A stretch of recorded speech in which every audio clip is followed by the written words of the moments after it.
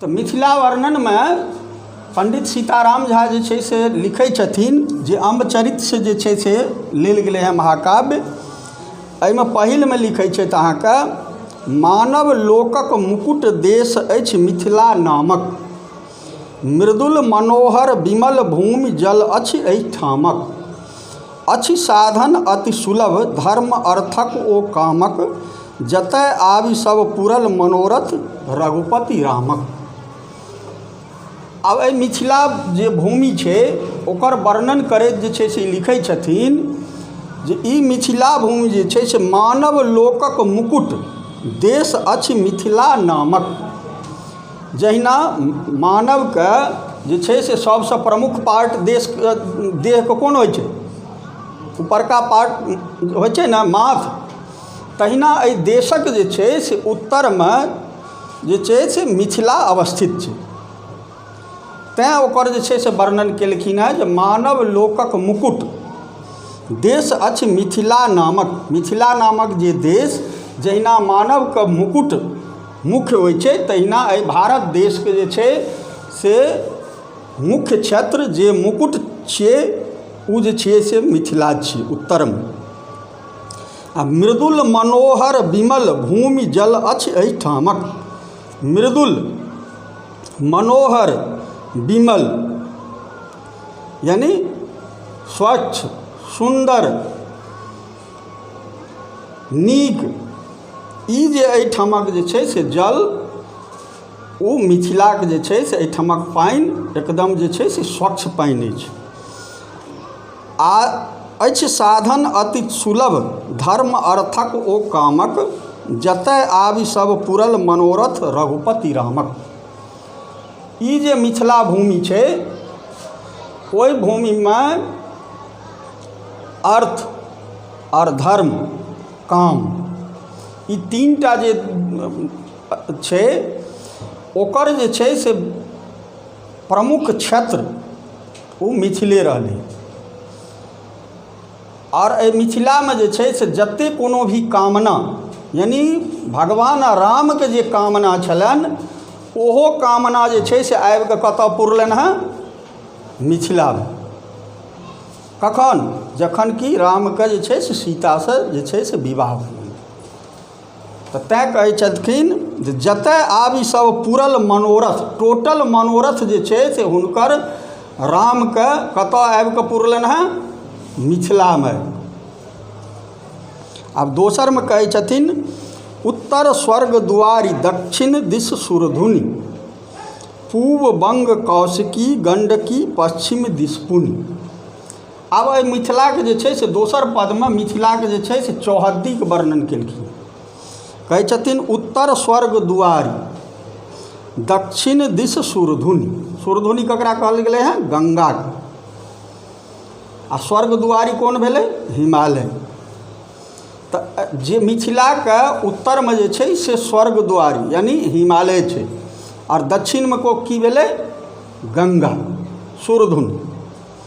पूब बंग कौशिकी, पूबमे जे छै बंगाल और कोशी भेलै, और गंडकी पश्चिम दिश पुनि, और पश्चिममे की भेलै? गंडक नदी। तऽ मिथिलाके उत्तरमे की छै? हिमालय। दक्षिणमे की भेलै? गंगा। पूबमे की भेलै? कोशी और बंगाल, और पश्चिममे की भेलै? गंडक नदी। माया दोसर नाम जनिक श्रुति शास्त्र गबै अछि, जतय जन्म जन अनायास अववर्ग पबै अछि। एहि मिथिलाके दोसर नाम माया सेहो छियै। माया भगवती छथिन, तऽ एहि मिथिलाके दोसर नाम माया सेहो जे छै से कहलखिन हेँ। जे मायाके जे छै से सुनि कऽ गाबि कऽ शास्त्र जे छै, शास्त्र वेद उपनिषद जतेक छै से ओ मायाके नामसँ अर्थात भगवतीके नामसँ जे छै से गान जे छै से करै छै। एहि मिथिलाके नाम जे छै से एकटा माया सेहो छियै। जतय जन्म जन अनायास अपवर्ग पबै अछि। जतऽ जन्म भेलासँ कोनो भी मानवके, कोनो भी जीवके अनायासो जन्म भेलासँ, कहै छथिन अनायासो जन्म भेलासँ जे मानवके मिथिलामे जन्म भऽ जेतै आओर ई एहन जे छै से स्वर्ग भूमि छै, एहन जे छै से तपोभूमि छै जतऽ जे छै से जन्म भेलासँ जे छै से ओकरा स्वर्ग यानी अपवर्गके जे छै से प्राप्ति होइ छै, स्वर्गके प्राप्ति होइ छै। तेसरमे जे छै आब मिथिला केहन छलै ओहि समयमे तकर जे छै से वर्णन केलखिन। सबल धवल गृह विविध कतहु तृण रचित कुटी अछि। जाहि समयमे राजा जनकके राज छलनि मिथिलामे, ओहि समयके जे छै से वर्णन केलखिन हेँ जे सबल धवल गृह विविध, यानी एतऽ जे छै से उज्जर उज्जर यानी एकई रंग, धवल जे घर छलै से विविध प्रकारक जे घर से सबटा उज्जर उज्जर एकई रंग जे छै से बुझाय। कतहु तृणकुटी अछि आओर कतहु जे छै से ऋषि मुनिके जे छै से फूसक घर, तृण यानी घासक जे छै, घास फूसक जे छै कुटी जे छै से छै।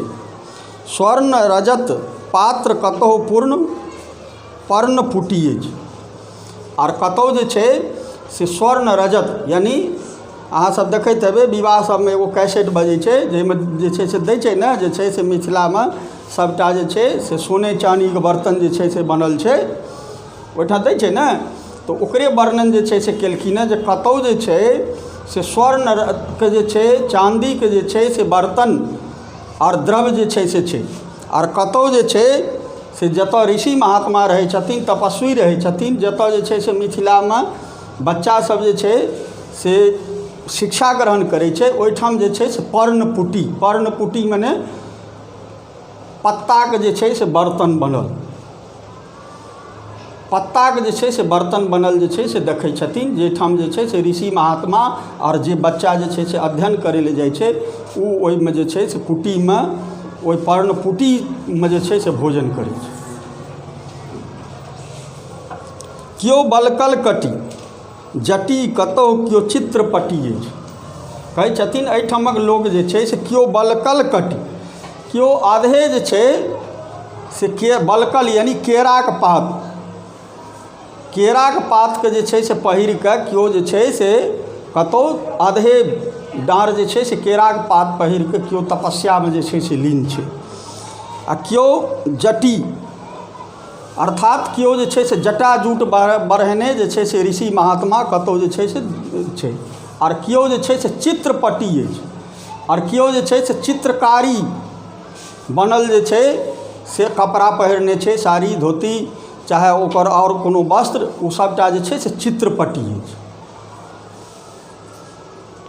सद्विचारमे एक अपरसँ केओ न घटी अछि। लेकिन सद्विचार यानी नीक विचार, नीक विद्या, नीक शिक्षा जे मिथिलाके छलै ओ जे छै ओहिमे केओ जे छै से घटी नहि छै।